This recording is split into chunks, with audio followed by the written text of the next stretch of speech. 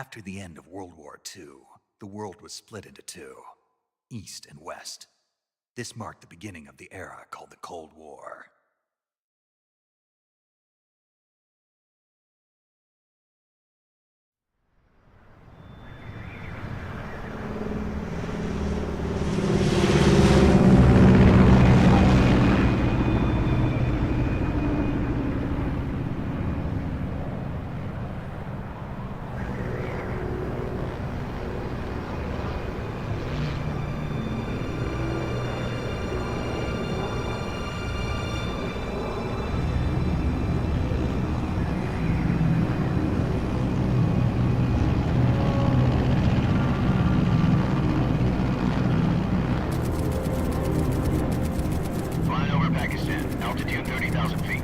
Approaching Soviet airspace.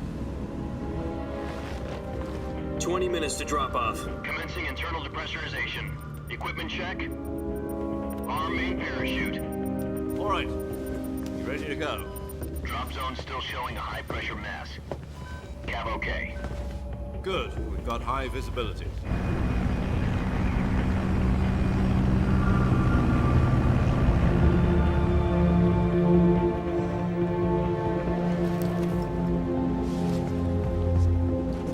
Put out that cigar. Connecting oxygen hose to interior connector. Put on your mask.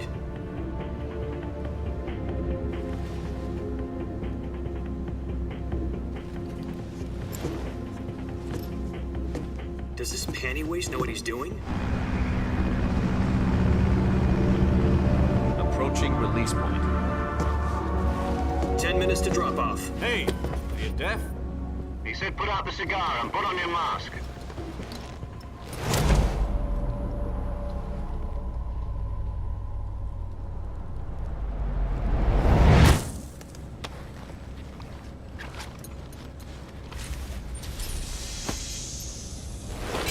Depressurization complete. Checking oxygen supply. 6 minutes to drop off. Opening rear hatch.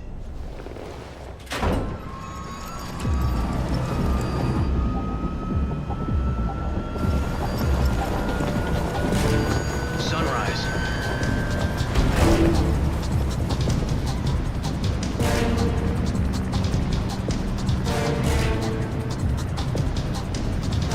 External temperature minus 46 degrees Celsius. 2 minutes to drop off. Stand up. You'll be falling at 130 miles per hour. Try not to get frostbite from the wind chill. 1 minute to drop off. Move to the rear. Activate the alarm bottle. This is one for the history books. The world's first halo jump. 10 seconds to drop off. Stand by. Status okay. All green. Prepare for drop-off. Countdown. 5, 4, 3, 2, 1. Spread your wings And fly. God be with you.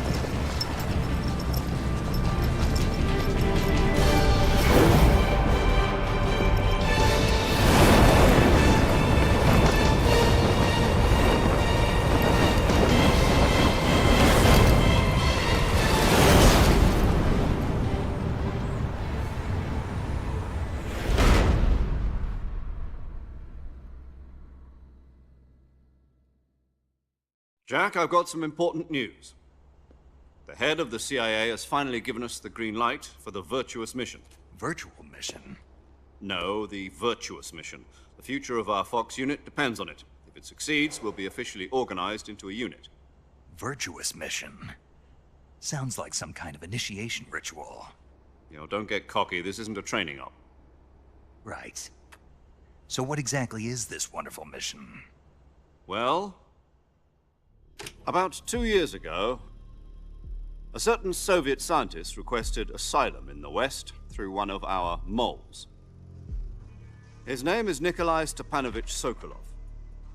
He's head of the OKB 754 Design Bureau, one of the Soviets' top-secret weapon research facilities, and the East's foremost expert on weapons development.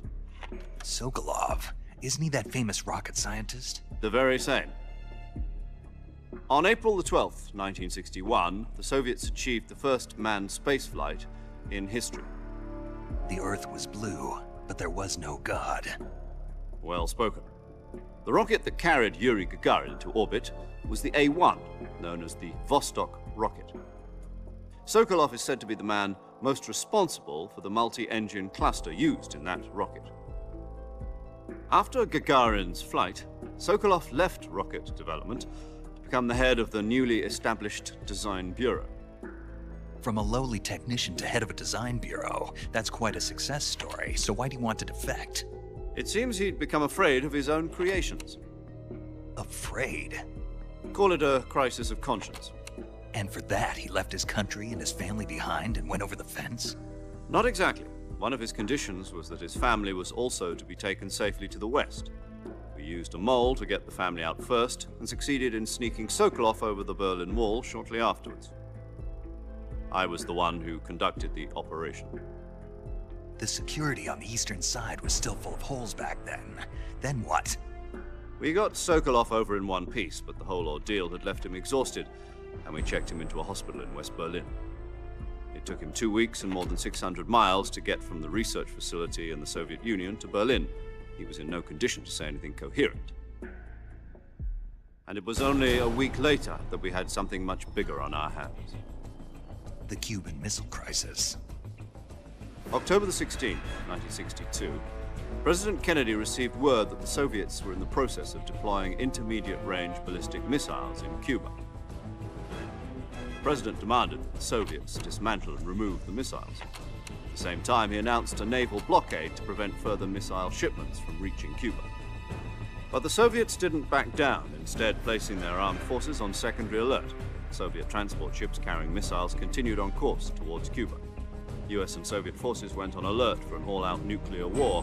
Frantic negotiations were conducted through the UN's Emergency Security Council and unofficial channels to end the hair-trigger standoff. Finally, on October the 28th, the Soviet Union agreed to remove its missiles from Cuba, and so the world avoided a nuclear holocaust. But in order to get the Soviets to pull their missiles out, we had to make a deal. You mean the one where the US agreed to remove its IRBMs from Turkey? No. The Jupiter IRBMs deployed in Turkey were obsolete, and we were going to get rid of them anyway. They had no strategic value whatsoever to either the US or the Russians. The Turkey deal was a ruse, a cover story that was fed to the other intelligence agencies around the world. So what did the Russians really want? Sokolov. They wanted us to return Sokolov. You mean the Soviets pulled out of Cuba just to get their hands on Sokolov? That's right. What the hell was he working on? At the time, we had no idea. We were running out of time. It was either give up Sokolov or risk full-scale nuclear war. In the end, we had no choice. President Kennedy gave in to Khrushchev's demand. The next day, I got Sokolov out of the hospital, handing him over to agents on the eastern side. Sokolov kept on screaming, "Save me," until he disappeared from my sight. Then, a month ago, we received some new information from one of our moles. About Sokolov? Yes. He was taken back to the research facility and forced to continue working on the weapon in question under KGB supervision. What's more, it's on the verge of completion. So what kind of weapon is it? Something to do with space rockets? No, missiles. Same technology. I guess you're right. We don't know the details, but it appears to be a new kind of nuclear device. For half a year now, the Soviets have been conducting frequent nuclear tests at Semipalatinsk. Something to do with the weapon, I assume. We're talking about a secret weapon so big that Khrushchev was ready to pull out of Cuba to get it back. Is Sokolov still in the facility? No. According to our intelligence, he's in Selinoyarsk, a place in the mountains about 3 miles to the west that's known as the Virgin Cliffs. The Virgin Cliffs. Nice name for a virtuous mission. They moved him there just recently. Why? Apparently, they're conducting a field test of the weapon, but it's our best chance to get him back. This mission would never have been possible if he was still in the research facility. This is our last chance. Sokolov must have known that too when he contacted us.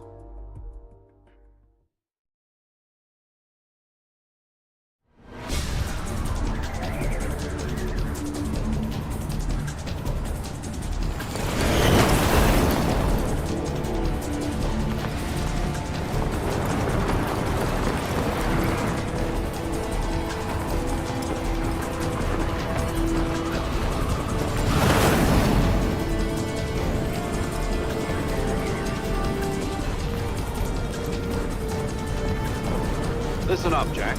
Your mission is to infiltrate Selinoyarsk in the Soviet mountains, ensure the safety of Sokolov, and bring him back to the west.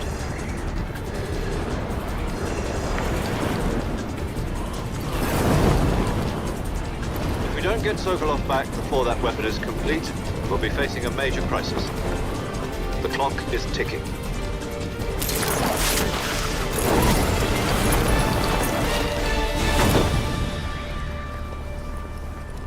Once we've confirmed the rescue of Sokolov, stand by at the recovery point. A recovery balloon will be dropped at that point. Helium will be pumped into the balloon to inflate it. The process takes about 20 minutes. Once it's complete, the gunship's arm will latch onto the balloon and pull it up.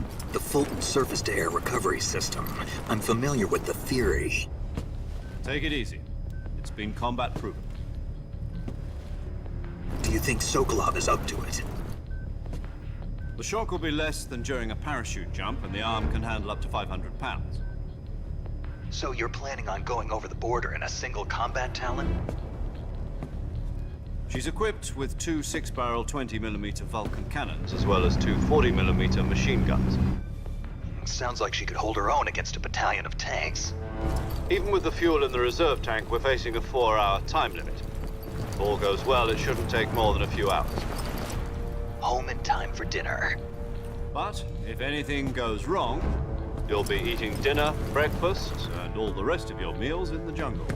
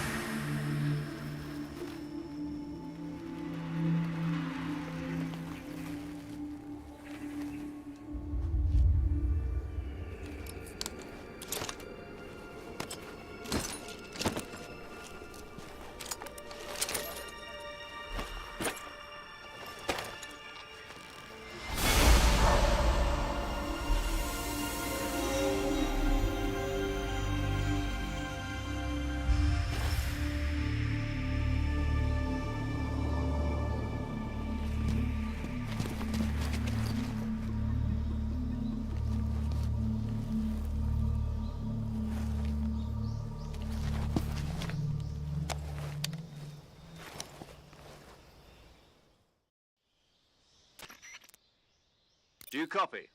You're already in enemy territory, and somebody might be listening in. From here on out, we'll be using code names to refer to each other.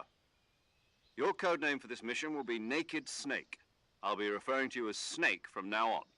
You're not to mention your real name. Snake? Oh, you don't like snakes? What do you mean? Well, you've eaten one before, haven't you? In survival training.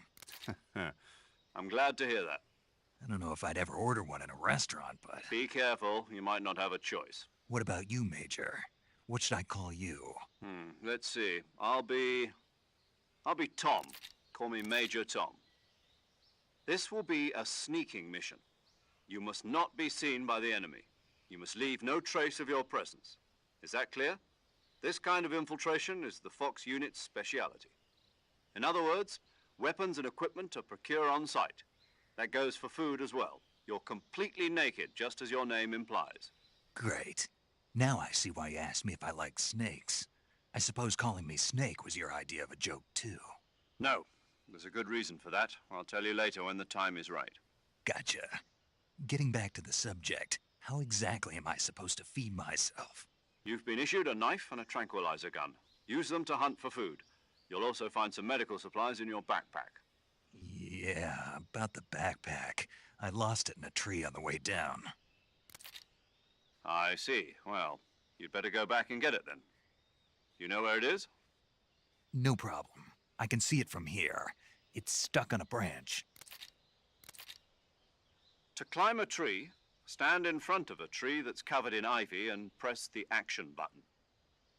I'll be monitoring your progress over the radio. We can't risk violating Soviet airspace, but I'll be in the gunship. My frequency is 140.85. I'll give you a call if I need to talk to you.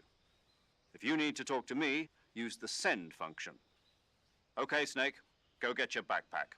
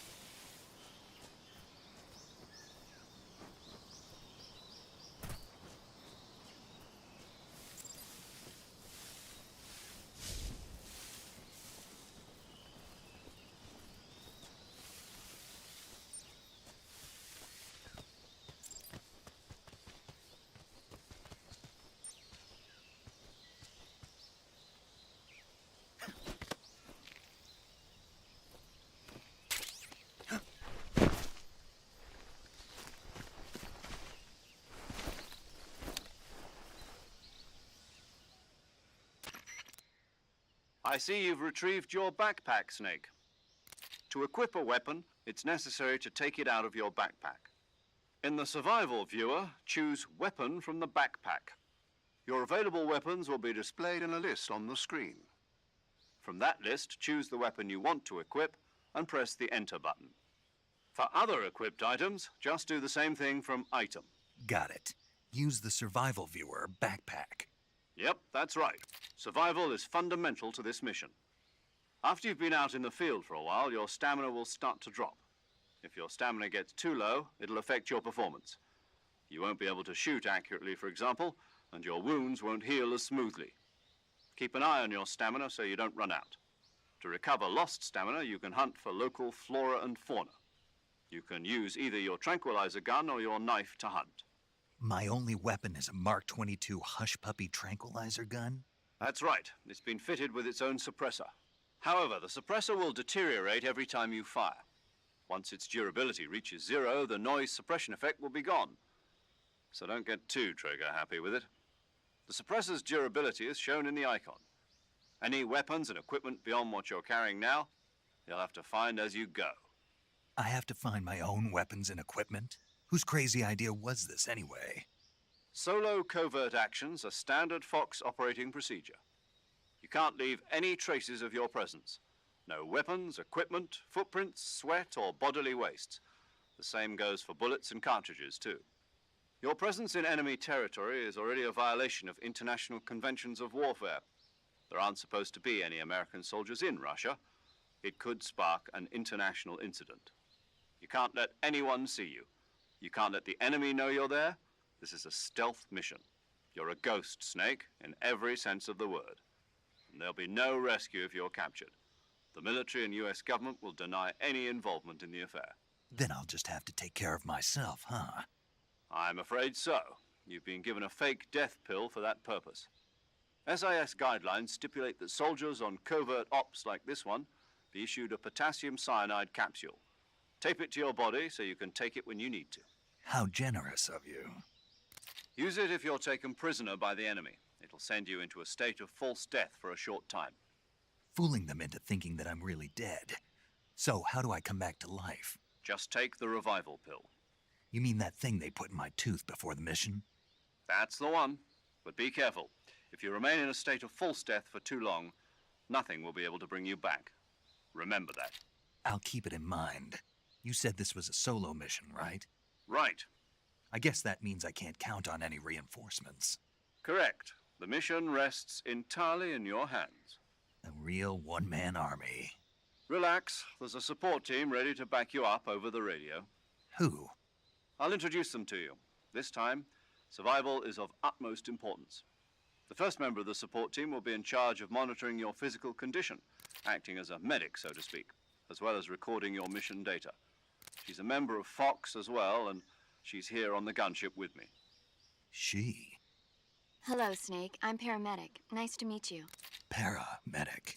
As in a medic who comes in by parachute. Aren't you going to tell me your real name?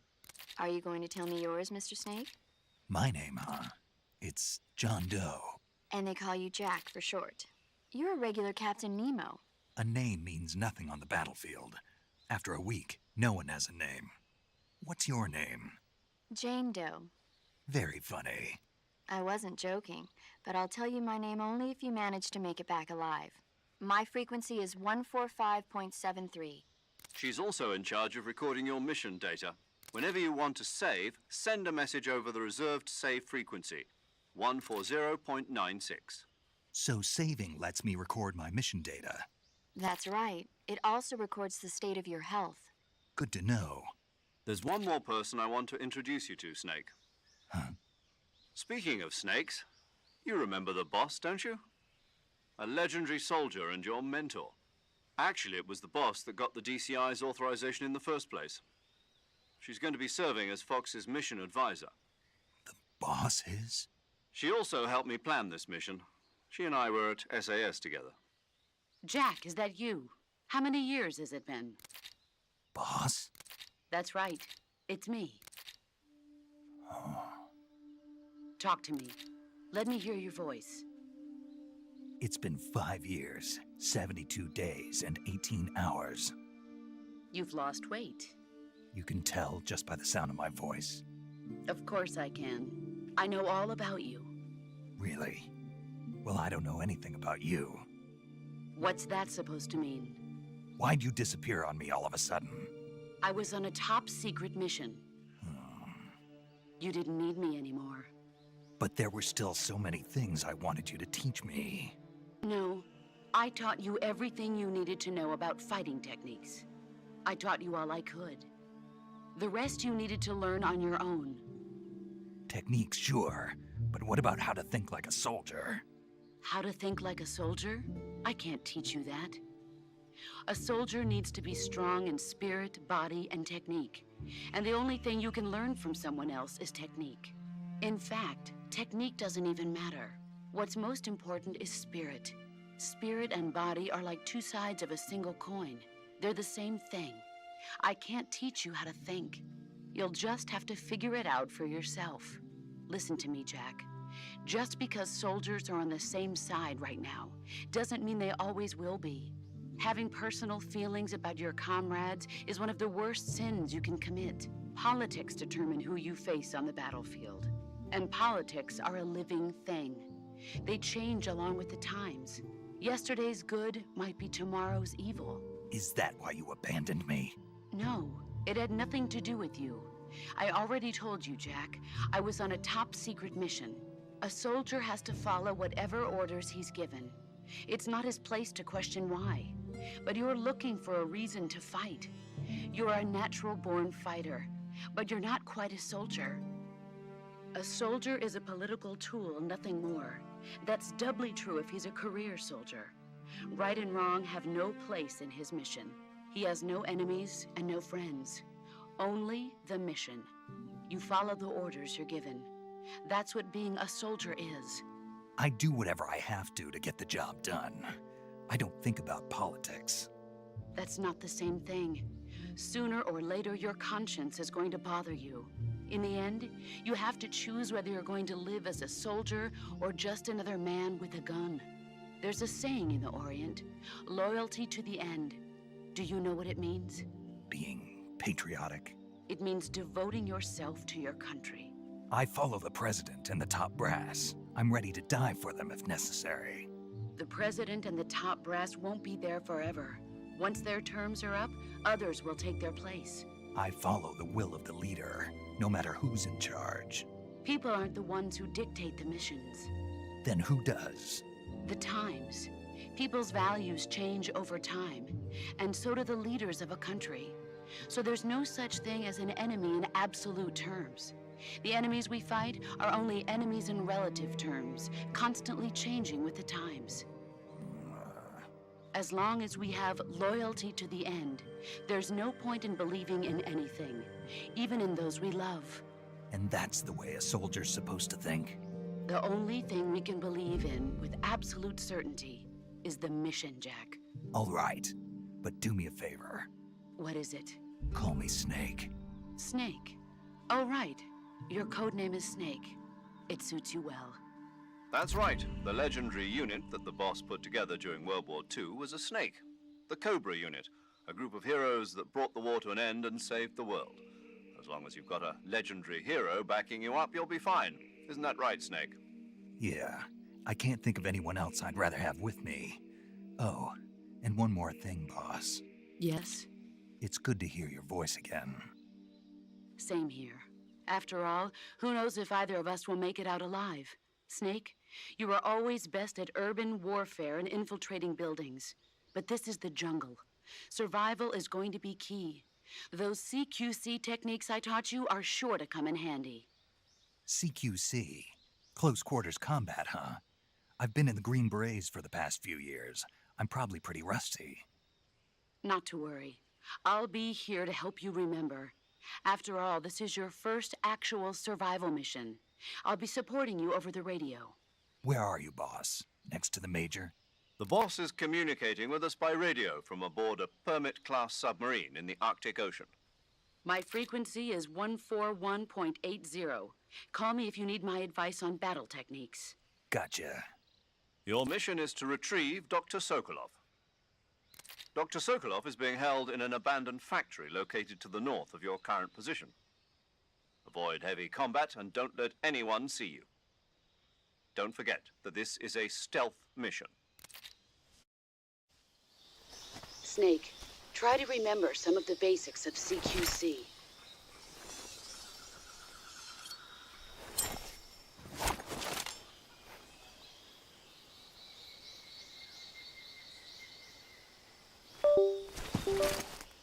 Commencing virtuous mission now.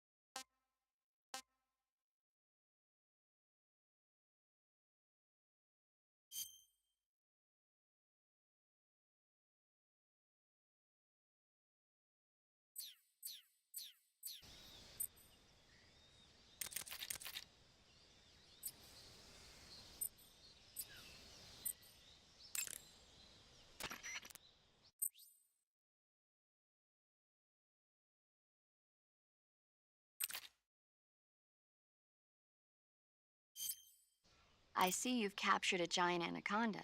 The giant anaconda is believed to be the largest snake in the world in terms of weight and diameter. It's not poisonous, but its large size makes it extremely powerful. They say it even eats crocodiles. Its only natural predator is man. And snake. And snake. The giant anaconda is a very large snake, but you should be able to capture it alive using the tranquilizer gun. Got it. So how does it taste?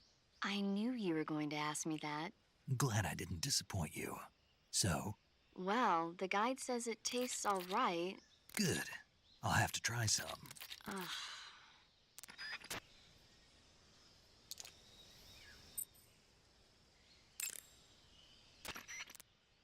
I see you caught yourself a reticulated python. The reticulated python is said to be the longest snake in the world. The biggest ones can grow up to 10 meters in length. Although they're not poisonous, they're still very dangerous, so be careful around them. They have a highly ferocious temperament, and they can swallow whole, even large animals like deer and pigs. Their most distinguishing feature is the mesh pattern of their scales. This pattern acts as a highly effective natural camouflage. If you think there might be a reticulated python about, pay close attention to your surroundings. Otherwise, you could get bitten before you even know it's there. Right. But how do they taste? Huh? Do they taste good? You're actually going to eat one. Why else would I be asking? Cannibal. What was that? Nothing. Let's see what the guide says. Ah, you're in luck. It says they taste pretty good. Good. I can hardly wait. Ugh.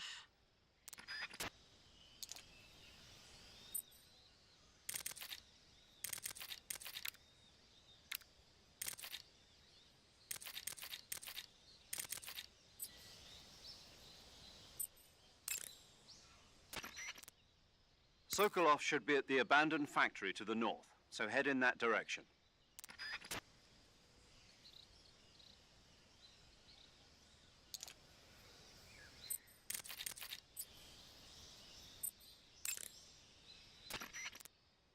Camouflage is an indispensable tool when you're sneaking through the jungle. To use camouflage, first press the survival viewer button to go, then select choose battle. The most effective camouflage is camouflage patterns that stand out in your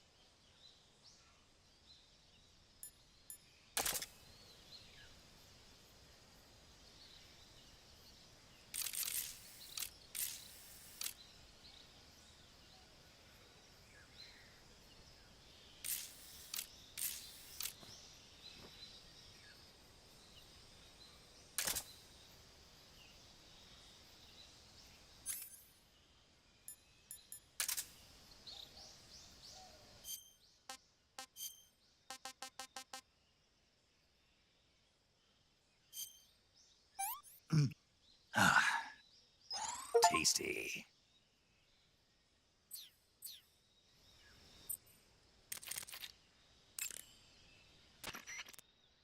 I see you found some Russian oyster mushrooms. The Russian oyster mushroom is an edible variety that belongs to the shimeji family. It's known to be particularly rich in vitamin B1 and niacin. Apparently, it's usually found growing on tree stumps and hollow logs, so look there if you want to eat some. I see you found some Siberian inkcap mushrooms. The Siberian inkcap is a mushroom from the inkcap family. Its life cycle is transitory. As soon as the spores mature, the cap starts to turn black, liquefy, and melt away. And that's why they call it an ink cap? That's right. It doesn't really turn to liquid, but you get the idea. In its immature state, before it melts away, it's valued as a source of food. Just be sure not to eat them while you're drinking alcohol. Why's that? Ink caps contain coprin, which inhibits the function of aldehyde dehydrogenase.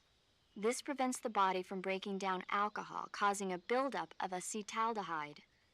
Meaning? Meaning it will give you the hangover from hell. Oh, wait a minute. What? You think I'd drink alcohol in the middle of a mission? Wouldn't you? Hell no. Well, I'm knocking a shot back now. What?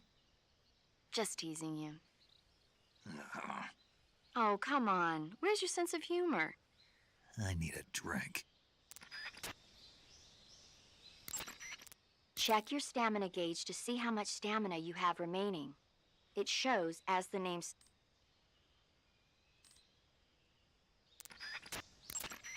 Snake, that area is inhabited by magpies. Magpies are members of the crow family. They're distinguishable by their beautiful dark blue and white bodies and their long tails. Their favorite food is insects, but they'll also eat small fish, acorns, and fruit. They're omnivores, which means... They'll eat anything. Right, just like you, huh? If you use the tranquilizer gun, you should be able to capture magpies alive. Okay. So how do they taste? You always ask me that. Naturally. So? I've never heard of anybody actually eating a magpie, but I suppose there's no reason you couldn't. You don't say. Oh.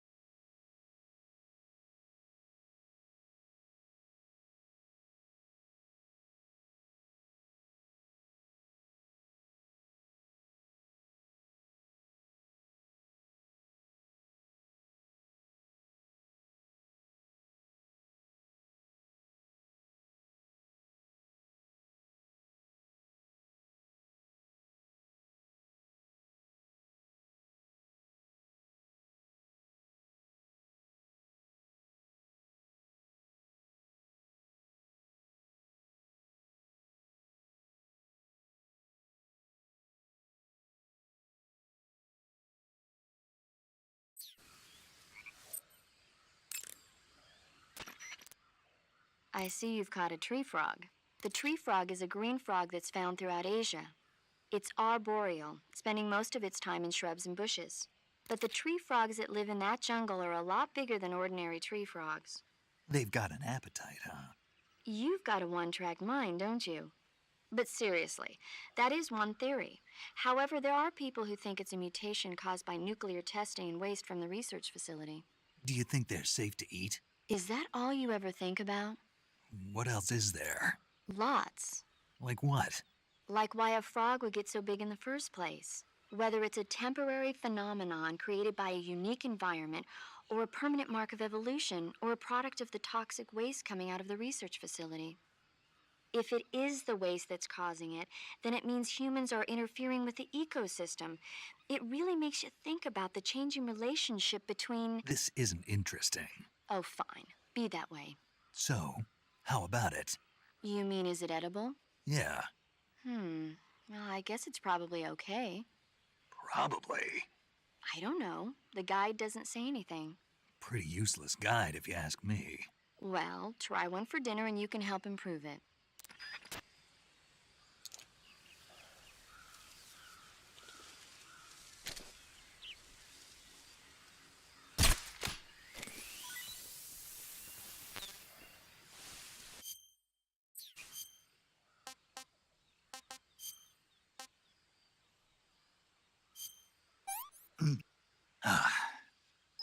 That's tasty.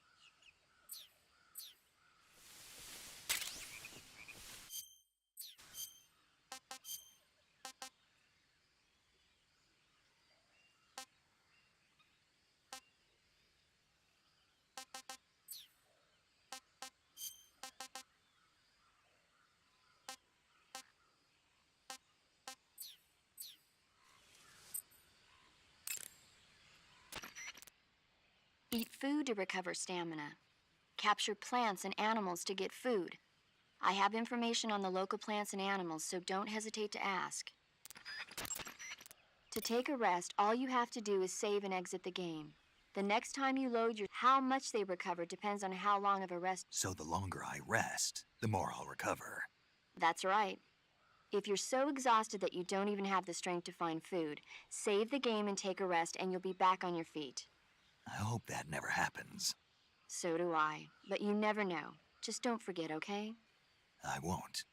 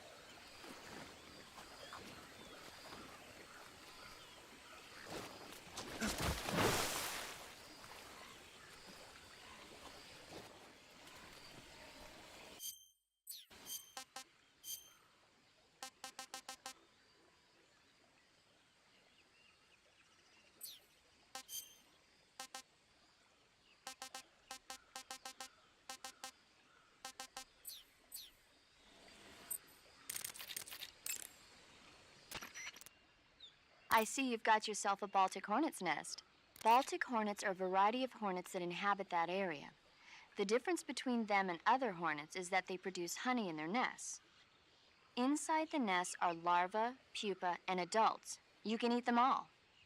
In particular, the honey you find inside the nest is delicious and full of nutrients. It's easy to digest and helps pep you up when you're feeling tired. In short, it's the perfect survival food. Honey can also be used as a burn ointment. When honey is applied to a burn, it creates a protective coating over the skin. When you knock down a hornet's nest, a burn ointment will appear along with it, so don't forget to pick it up. Of course, the hornets aren't going to give up their nest without a fight. If you knock a nest down, a large swarm of hornets will come flying out, so be careful.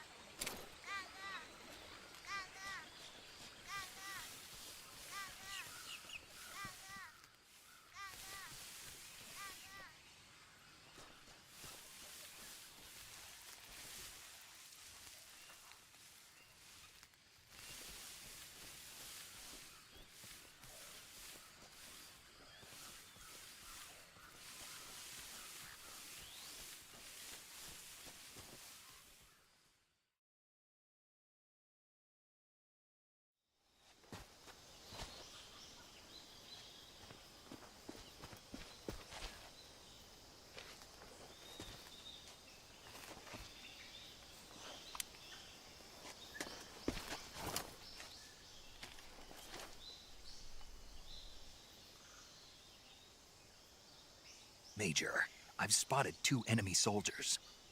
They're probably KGB troops sent to guard Sokolov. AK-47s and grenades.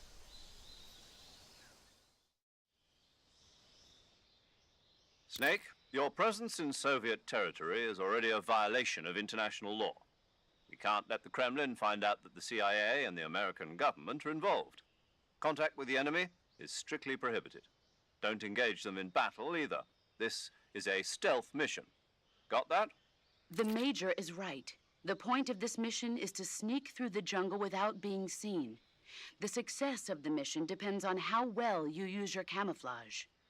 Change your camouflage by selecting Camouflage from the Survival Viewer. The Uniform option lets you pick your uniform, while the Face option lets you change your face paint. Choosing camouflage that blends in with your surroundings will help you conceal yourself more effectively.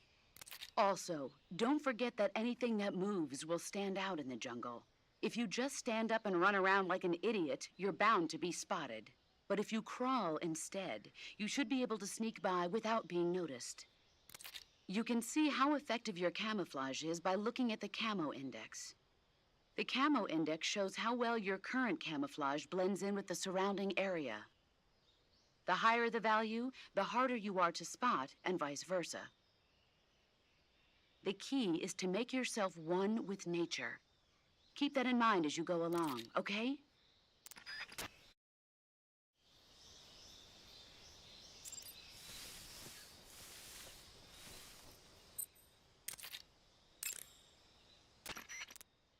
Saving the game, Snake? Hey, Snake, you ever heard of Godzilla King of Monsters? No, what is it? It's a movie. You haven't seen it? Nope. It's about this monster called Godzilla, who grows to an enormous size in a nuclear test and goes on a rampage in Tokyo. Nuclear test, huh? Then the Marshall Islands must be crawling with giant monsters right about now. It's just make-believe. Maybe that's why my pants have been so tight lately. Snake, it's a movie, not a report out of Los Alamos. I know. So then what happened? Godzilla is immune to all weapons, and humanity has no way to stop the monster. Dr. Shirazawa develops a new type of weapon, but meanwhile Godzilla is getting closer and closer to Tokyo, obliterating everything in his path. It was originally a Japanese movie, but they made an American version too. I recommend seeing the original Japanese one if you ever get the chance. It's mostly mindless fun, but it's also got a serious anti-nuke message as well. Where can I see the original? You'll just have to go to Japan. Really? That's too bad. If you wait 40 years, you might be able to see it in America too. It might even win awards all across the globe in 60 years. Why's that? 2024 will be Godzilla's 70th birthday. You think they're still going to be making Godzilla movies then? Of course. Everybody loves Godzilla. You sure know a lot about movies. I don't suppose you're the movie-watching type, are you? Not really. Okay, then I'll tell you everything I know. When the going gets tough, movies can save your life. It's always good to be able to look at things from a different perspective when you get in a jam. That's the magic of movies. No kidding. Well, I guess it might at least make a nice distraction. That's the spirit, Snake. Have a little fun.